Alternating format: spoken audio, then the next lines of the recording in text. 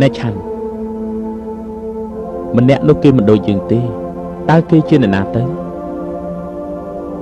ម្នាក់នោះគេគឺជាសមណៈក្រាបទូលសមណៈតើជាអ្វី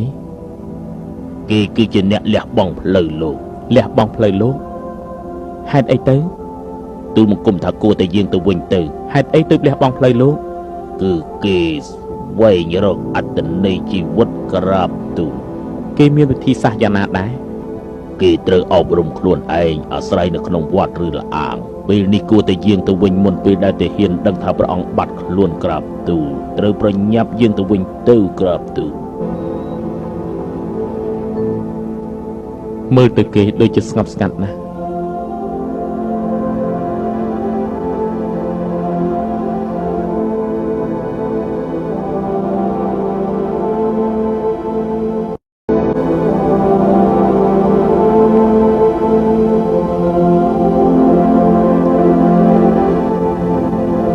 យើងគ្រប់គ្នាសុទ្ធតែត្រូវចាស់ឈឺស្លាប់ជារឿងធម្មតាទេគ្រប់គ្នាត្រូវតែស្លាប់មិនថារាសឬស្ដេចឡើយទេហេតុអីយើងត្រូវស្លាប់គេជាអ្នកដែលលះបង់ផ្លូវលោកព្រោះស្វែងរកអត្តន័យនៃជីវិតអត្តន័យនៃជីវិតនៅក្រាបទូលត្រូវហើយយើងត្រូវស្វែងរកចម្លើយនៃអត្តន័យជីវិតគោលដៅរបស់ជីវិតគឺអ្វីបើយើងត្រូវស្លាប់ថ្ងៃណាមួយវាពិតជាមានផ្លូវមិនកើតចាស់ឈឺស្លាប់សូមទូលព្រះអង្គព្រះនាងប្រសូតបុត្រាហើយកើតមកហើយព្រះជាត្រៀមប្រស្ងោយជប់លៀងពេលល្ងាចដើម្បីឆ្លងការប្រសូតរបស់ព្រះបុត្រាចំណងដ៏ធំបានកើតឡើងហើយផឹកទៅមកដើម្បីអបអរណា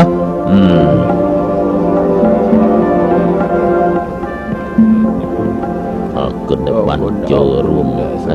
សូមសុខសប្បាយទាំងអស់គ្នាមែន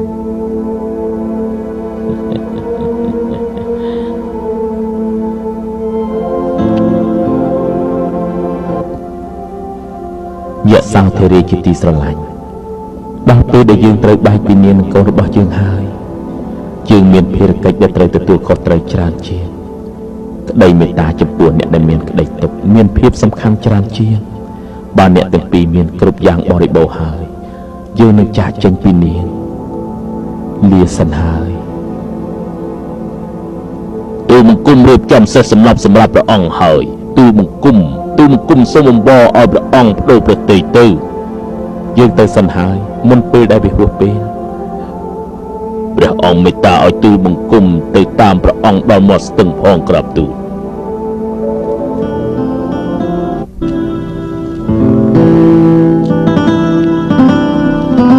ឆាន់មិត្តសម្លាញ់ដល់ពេលដែលយើងត្រូវលាលោកហើយនឹងសេះកណ្ណកៈមិត្តរបស់យើងមេត្តានាំយកសម្លៀកបំពាក់និងគ្រឿងអលង្ការព្រះកេសានិងព្រះខ័នរបស់យើងទៅថ្វាយព្រះបិតាផងចុះទូលព្រះអង្គថាយើងនឹងស្លៀកស្បង់ជាពរតាំងពីពេលនេះតទៅយើងនឹងប្រើពេលវេលានិងក្តីព្យាយាមរបស់យើងដើម្បីត្រាស់ឲ្យបានយើងមិនត្រឡប់ទៅវិញទេរហូតទាល់តែយើងសម្រេចគោលបំណងធំបំផុតនៃជីវិតមេត្តាប្រាប់ព្រះមហេសីនិងព្រះមេត្តាឆារបស់យើងផងថាយើងមានសុខភាពល្អមិនបាច់ស្វែងរកយើងទេយើងនឹងត្រឡប់ទៅវិញដល់ពេលដែលសមរម្យ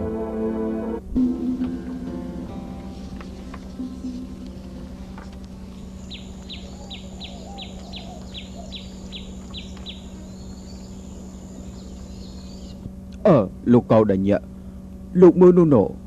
នោះពុរីបុត្រាសុទ្ធថៈរបស់យើងទីតើត្រូវហើយ